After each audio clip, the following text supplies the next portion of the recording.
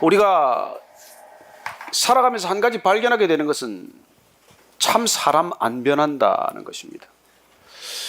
변했나 싶었는데 가보면은 또 제자리로 돌아가 있어요. 일반 동창회 같은 모임에 가면 어떻습니까? 얼굴은 좀 나이 들어 변한 것 같은데 말하는 버릇이나 행동하는 거지나 제대로 변한 게 없어요. 참 사람 안 변한다, 그런 생각을 하게 됩니다. 신앙도 마찬가지예요. 처음에는 뜨겁게 변하는 것 같았어요.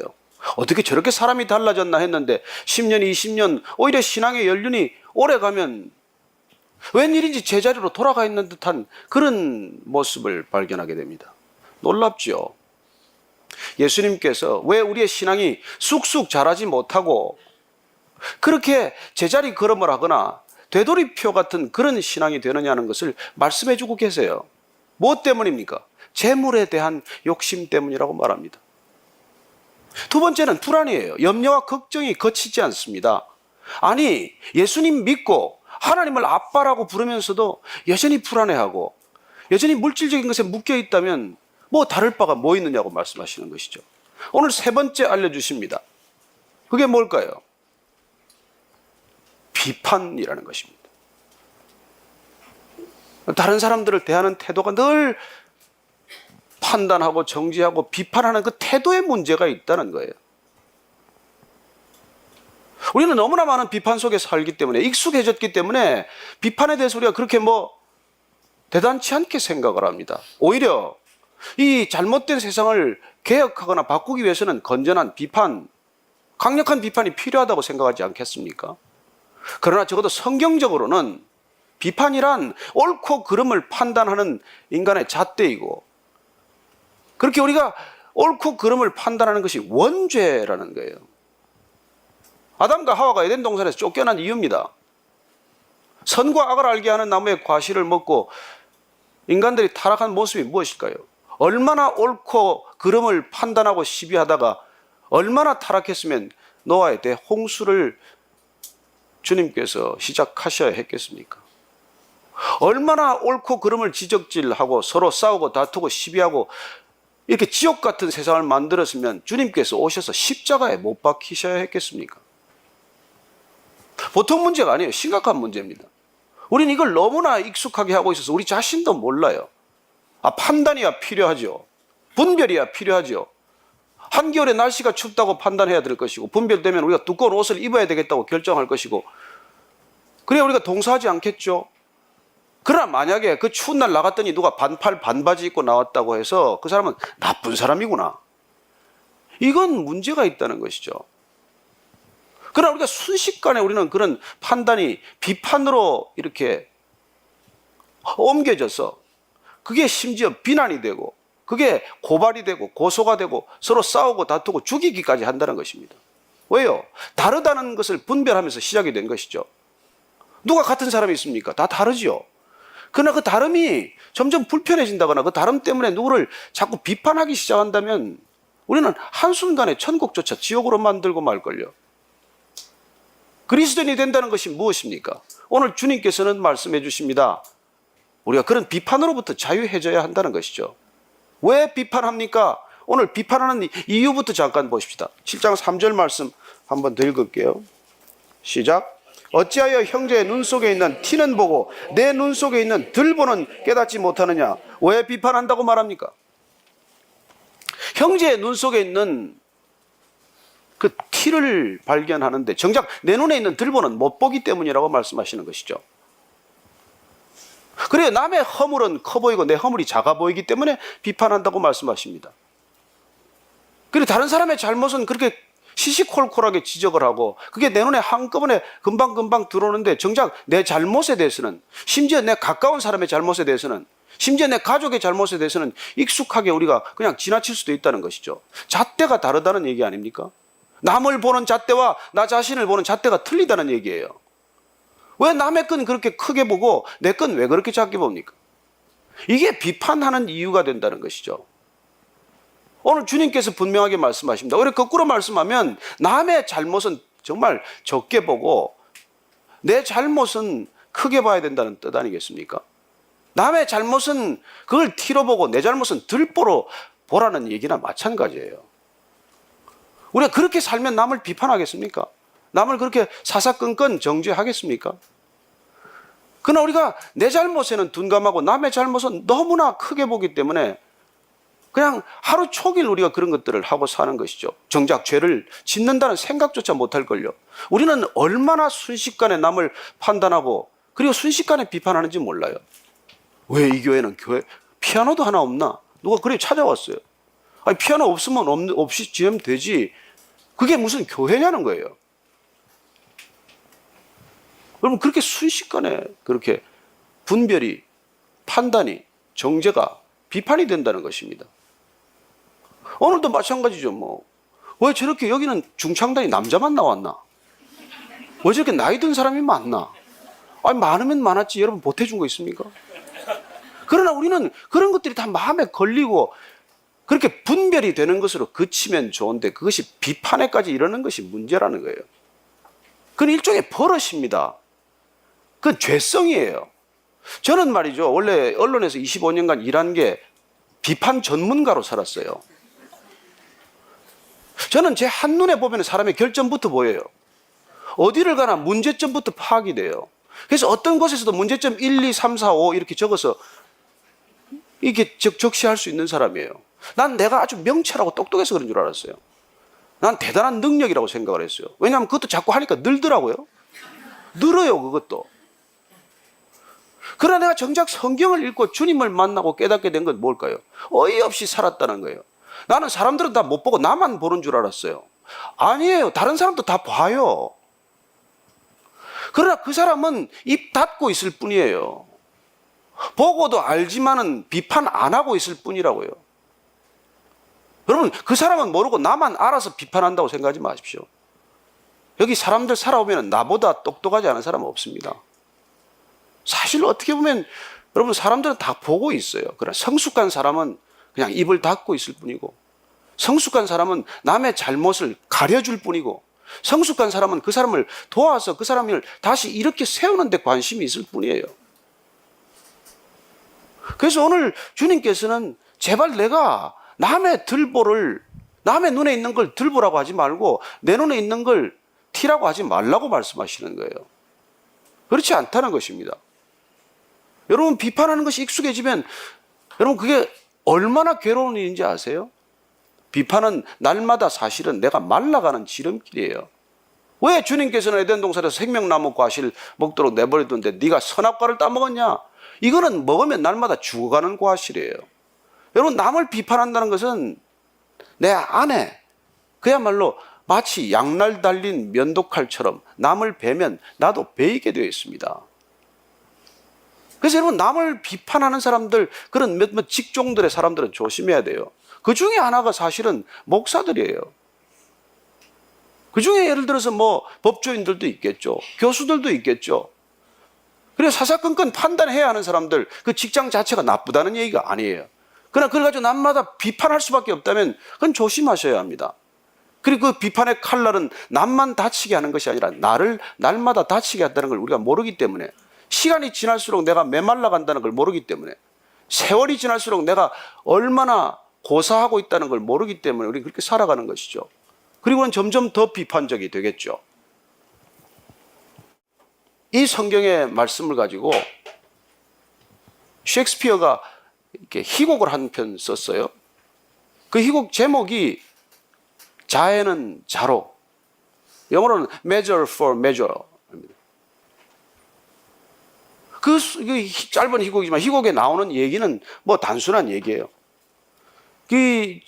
한 영주가, 귀족 영주가 이게 엄격한 재판 규정을 이제 적용하기 시작하는 것이죠. 그래서 클라우디오라는 청년이 이게 불륜을 저질러 가지고 지금 사생활을 하나 낳은 것입니다. 법적으로 지금 사형에 처해야 돼요. 그래서 이 안젤로라고 하는 영주가 사형을 선고했습니다. 근데 클라우디오라는 이 사형받은 청년의 여동생인 이사벨라가 탄원서를 써요. 오빠를 살려주세요. 그 탄원문이 제 2막 2장에 나오는데 그 탄원문이 바로 이 말씀을 가지고 이렇게 기록을 한 것이죠. 그래서 그 셰익스피어의 한번 글을 제가 읽어드릴게요. 누구나 한때는 잃어버린 영혼이지 않았습니까?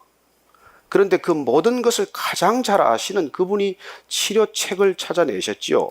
만약 그분이 심판대의 가장 정점에 계신 그분이 당신을 있는 모습 그대로 심판하신다면 어떻겠습니까? 당신도 남의 사형 언도를 내는 당신도 하나님께서 당신에게 그 가장 엄격한 잣대를 들이대면 당신은 어떻겠습니까? 그것을 생각해 보십시오. 그러면 자비가 당신의 숨결을 통해 흘러나올 것입니다. 그러면 마치 당신은 새로 지어진 사람처럼 될 것입니다.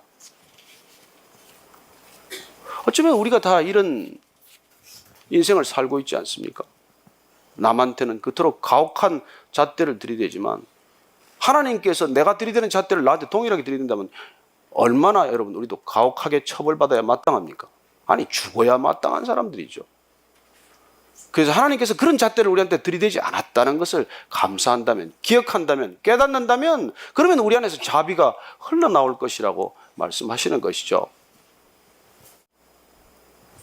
오늘 우리가 다시 한번 정말 이 말씀을 보면서 우리가 정말 비판하지 말아야 될 것은 주님께서 결론을 말씀해 주시지 않습니까?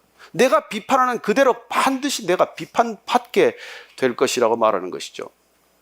언젠가 가장 비판적이었던 사람들이 다시 권력을 쥐게 됩니다. 가장 정말 반대했던 사람들이 또 동일하게 권좌에 오를 때 우리는 실망하는 것을 감추지 못합니다. 왜냐하면 동일한 실수, 동일한 잘못, 동일한 그런 죄를 반복하기 때문이죠. 그래서 사실 우리 안에 있는 것은 무엇입니까? 우리 안에 무엇 때문에 이렇게 비판이 심해지는 것이죠.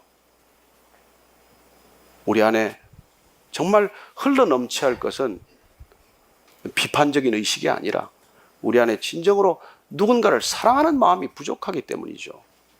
진실로 사랑하는 동안은 판단하지 않습니다. 여러분, 사랑이란 어떻게 보면 무장해제요, 판단 중지 아닙니까? 사랑한다는 것은 비판을 중지하기로 결정하는 거예요. 내가 정말 사랑한다면, 근데 스스로 먼저 무장을 해제합니다. 사랑하는 사람 앞에 내가 무슨 가식할 게 있습니까? 나를 꾸밀 게 있습니까? 나를 포장할 게 있습니까? 사랑하기 때문에 나를 벌거벗은 듯 내어버려 두치고, 그리고 또 한 가지는 내가 상대방 당신을 그렇게 비판하지 않겠다고 결정하는 것이죠. 그래서 당신 있는 모습 그대로를 받아주겠다고 결정하는 것입니다. 저는 여러분들이 한 주간의 삶 가운데 정말 비판하지 않기를 한번 결정해 보십시오. 그리고 정말 내 마음 가운데 흘러넘치는 사랑으로 한번 품겠다고 결정해 보십시오. 그러면 여러분들 살아날 것입니다. 내가 살아 숨쉬기가 편할 것입니다.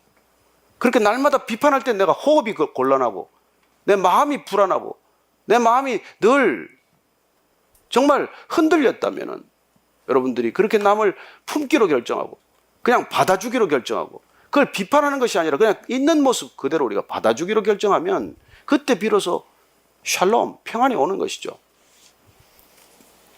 제가 오늘 이 시를 한 편 제가 읽어드리려고 적어왔는데 이 제목이 내 속에 사랑이 없었기 때문입니다. 이 이혜인 수녀의 고백이에요. 한번 들어보십시오. 내 마음이 메마를 때면 나는 늘 남을 보았습니다. 남이 나를 메마르게 하는 줄 알았기 때문입니다. 그러나 이제 보니 메마르고 차가운 것은 남 때문이 아니라 내 속에 사랑이 없었기 때문입니다. 내 마음이 불안할 때면 나는 늘 남을 보았습니다. 남이 나를 불안하게 하는 줄 알았기 때문입니다. 그러나 이제 보니 내가 불안하고 답답한 것은 남 때문이 아니라 내 속에 사랑이 없었기 때문입니다. 내 마음이 외로울 때면 나는 늘 남을 보았습니다. 남이 나를 버리는 줄 알았기 때문입니다. 그러나 이제 보니 내가 외롭고 허전한 것은 남 때문이 아니라 내 속에 사랑이 없었기 때문입니다. 내 마음에 불평이 쌓일 때면 나는 늘 남을 보았습니다. 남이 나를 불만스럽게 하는 줄 알았기 때문입니다. 그러나 이제 보니 나에게 쌓이는 불평과 불만은 남 때문이 아니라 내 속에 사랑이 없었기 때문입니다. 내 마음에 기쁨이 없을 때면 나는 늘 남을 보았습니다. 남이 내 기쁨을 빼앗아가는 줄 알았기 때문입니다. 그러나 이제 보니 나에게 기쁨과 평화가 없는 것은 남 때문이 아니라 내 속에 사랑이 없었기 때문입니다. 내 마음에서 희망이 사라질 때면 나는 늘 남을 보았습니다. 남이 나를 낙심시키는 줄 알았기 때문입니다. 그러나 이제 보니 내가 낙심하고 좌절하는 것은 남 때문이 아니라 내 속에 사랑이 없었기 때문입니다. 나에게 일어나는 모든 부정적인 일들이 남 때문이 아니라 내 마음에 사랑이 없었기 때문이라는 것을 알게 된 오늘, 나는 내 마음밭에 사랑이라는 이름의 씨앗 하나를 떨어뜨려 봅니다. 어떻습니까? 여러분, 무슨 일로 요즘 힘드십니까? 뭐가 제일 괴롭습니까? 뭐가 제일 불만입니까? 뭐가 하루 종일 내 안에서 불평으로 스물스물 기어나옵니까? 어쩌면 내 안에 이혜인 수녀의 고백처럼 사랑이 없기 때문은 아닙니까? 그게 남 때문인 줄 알고 우리가 비판하고 칼날을 들이대지만 사실은 내 안에 사랑이 부족하기 때문 아닙니까? 주님께서 우리의 신앙이 자라지 않는 이유를 지금 말씀하고 계십니다. 늘 재물에 묶여있는 삶, 늘 불안하고 걱정하고 염려하는 삶, 늘 누군가에게서부터 문제를 찾고자 하고 늘 손가락을 들어 그 사람을 지적하고자 하는 그 비판적 태도와 그 날마다 남을 정죄하는 그런 관점 때문에 우리의 신앙은 쑥쑥 자라지 못하고 주님이 원하시는 곳까지 이르지 못하고 항상 제자리에 머물거나 아니 오히려 시간이 지나면 뒤로 물러서지는 않았겠습니까? 오늘 우리가 이 말씀을 같이 묵상을 하면서 주님께서는 정말 우리의 일생 가운데 진정한 비판으로부터의 자유를 선물해 주실 것입니다. 우리 안에 사랑이 흘러 넘치면 정말 그분을 사랑으로 받아들이기만 하면 그분의 사랑을 경험하기만 하면 그러면 우리는 비판으로부터 점점 자유해질 것입니다. 그리고 그분의 말씀이 우리 안에 거하면 그 말씀이 너희 안에 거하면 그리하면 진리를 알지니 진리가 너희를 자유케 하리라. 비판으로부터 비난으로부터 남을 정죄함으로부터 자유케 되실 것입니다. 주님께서는 어쩌면 우리가 가지고 있는 이 소중한 비밀, 주님이 주신 복음이라고 하는 선물, 이걸 우리가 전할 때에도 안 받아들인다고 해서 우리가 싸우거나 다투거나 비판하거나 비난하지 않습니다. 조용히 돌아서는 것이죠. 때로는 하나님의 때를 기다리는 것입니다. 하나님은 언젠가 길을 여실 것입니다. 하나님의 때를 알고 내 때를 멈추는 것도 비판하지 않고 사는 중요한 지혜 중에 하나죠. 저는 사실 기독교 비판하다가 여기까지 왔어요. 제가 기독교를 전체적으로 보는 순간 한눈에 제가 그걸 그렇게 느꼈습니다. 이건 진짜 큰일이다. 이거는 어린아이도 다 아는데 이 사람들 다 모르는구나. 벌거벗은 임금님도 여기 있구나. 그래요. 어린아이는 벌거벗었다는 것을 다 알았어요. 그렇게 벌거벗었다고 얘기하는데 아무도 임금이 벌거벗었다고 얘기하지 않습니다. 어쩌면 오늘날 교회는 그런 모습이 되고 있는지도 모른다는 것이죠. 저는 그게 너무 화가 나고 너무 분하고 예수님이 그렇게 취급당하는 게 억울해서 여기까지 왔습니다. 정말 여러분 예수님 사랑하십니까? 그러면 그 예수님을 가슴에 품고 사랑하는 대로 사십시오. 남을 비판하기에 앞서서 사랑하는 방식대로 사시면 주님께서 영광을 받으실 것입니다. 놀라운 것은 여러분들이 살아내기만 하면 주님께서 새 일을 행하실 것입니다. 놀랍게도 여러분들이 그 길을 끝까지 가면 그러면 주님께서 말씀하신 대로 너희들이 세상에서 환난을 만나지만은 담대하라 내가 세상을 이겼노라.